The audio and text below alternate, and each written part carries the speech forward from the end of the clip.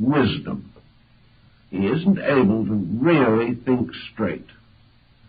Somewhere, weaknesses of his own have contributed to the fact that he was deceived, or has deceived himself. It has to start with this. From that point on, all perspective can be lost, and the situation can just be a long, terrible hurt with no really, apparently, satisfactory explanation. But in the beginning, the person had to be foolish. And the only answer is to stop being foolish as quickly as you can. There are ways in which some damage in this area can be rescued, or the individual can be pulled out of his problem. We realize that as the problem gets worse, as the individual advances in some form of psychic persecution, which is more and more difficult for him to get off of his own mind, he is inevitably becoming neurotic. He is becoming fear-ridden. Even if he hasn't reached a degree of hallucination, it may come any moment. He is certainly actually frightened. He is living in fear. The whole thing has become a phobia. And this phobia is nursed. Fear is nursed by fear. The more he worries about his fears, the more he thinks about his fears, the more he waits for new symptoms to appear, the more frightened he will become. And if this goes on, especially if the individual is alone, perhaps living alone, where there is very little contact with other people, too much loneliness to begin with, which may have been a contributing cause in the first place, then this person must either make a valiant break with the situation where he finds himself, or he will not get out of the difficulty.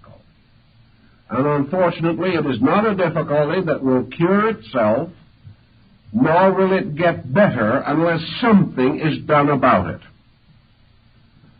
Realizing, therefore, that, as in the case of nearly all forms of neurosis, which may come from other causes, there is too much self-attention. The mind and emotions are focused upon the dilemmas of the self constantly.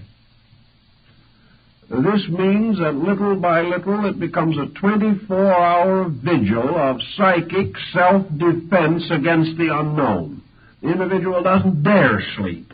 He doesn't dare do anything because of this constantly increasing pressure of fear. A pressure that is usually accompanied by psychosomatic symptoms that seem so real that there is no way, apparently, of explaining them except to assume that the psychic persecution is real itself. Under this combination, we have a hard, vicious circle, which is extremely difficult to break. The best way that we can solve it is by starting out with the assumption that a pattern is no stronger than its weakest link. The situation is a pattern. If we can break it somewhere, we perhaps can break it everywhere. If we can put new factors into the problem, or take old factors out of it, if we can shift the point of view, if we can change the psychic chemistry in some way, then the individual may be able to handle it himself from there on. So we have common things that we try to do to help people in this type of problem. We try to find out anything that they are doing that is unnatural, unreasonable, or likely to contribute to the trouble. If these people are starving themselves to death in the name of religion, we suggest a square meal, but that it be taken slowly, because otherwise they may have dyspepsia. If these individuals have been practicing some form of syncopated breathing or something of this nature, they must stop it, or the situation will not change.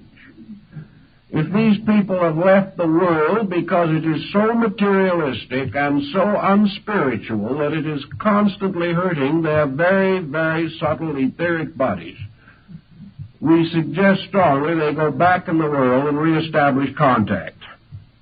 That they've got to get out and get back in those good old low vibrations again, because the high ones are killing them. If these people have no interest in life whatsoever except waiting for the next psychic phenomena, we strongly recommend other interests. And we particularly recommend some form of activity which disciplines. If these people are retired on an income or are divorced and living on alimony and don't have to work, they're in a especially bad spot. These people have to decide that they have to work. They have to come to the conclusion that no matter what they have or how much security they enjoy, they will destroy themselves if they are not usefully occupied.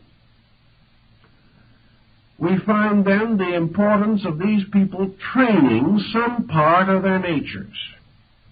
And the result shows how badly this training is needed, for so frequently these people are completely unable to take up any line of self-discipline without a massive struggle. These individuals cannot go back to school and take some adult education work. It's too monotonous. In other words, they cannot say to themselves, I expect to do this and I will do it. It's part of the very evidence of the trouble they got into. But you've got to get them out of it. They have to have new interests, new activities, practical outlets. They have to take up studies. They have to discipline themselves. If you want to play the piano, you discipline yourself. If you're suffering from a bad psychological or psychic condition, if you're unable to control these vibrations that may or may not be entities, it is simply because of lack of discipline.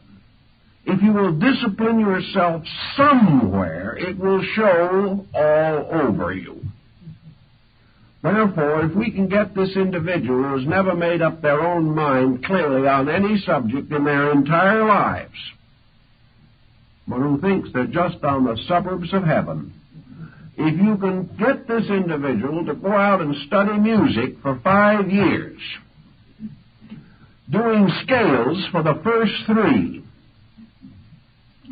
and insisting that their own hands and their own minds will do this, or if you can get them into a group of Sumi painters and make them learn to make circles and bamboo joints on paper with black ink for 3 years before they're allowed to put a leaf on them, these people get well.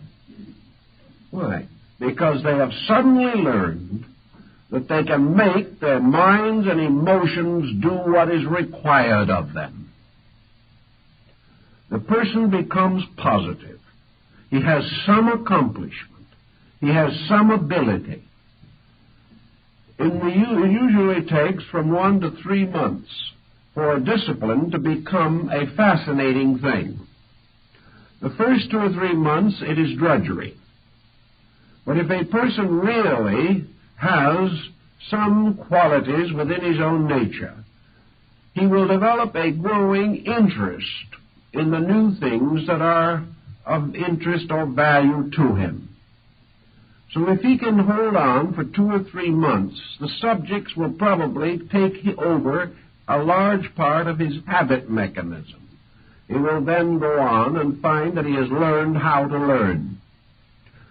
If he will do this and gradually develop disciplines, he will then be able to turn these disciplines to the direct problems that are probleming him.